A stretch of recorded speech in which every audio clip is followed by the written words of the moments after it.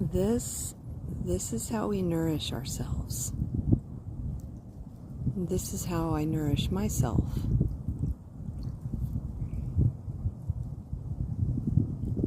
I sit here and listen to the water lapping up on the shore here. Got all the elements here.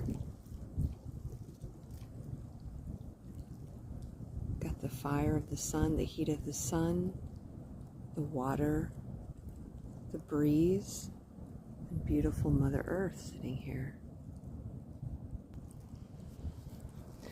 So I just wanted to make just a little short and just remind people that this is a nourishing practice.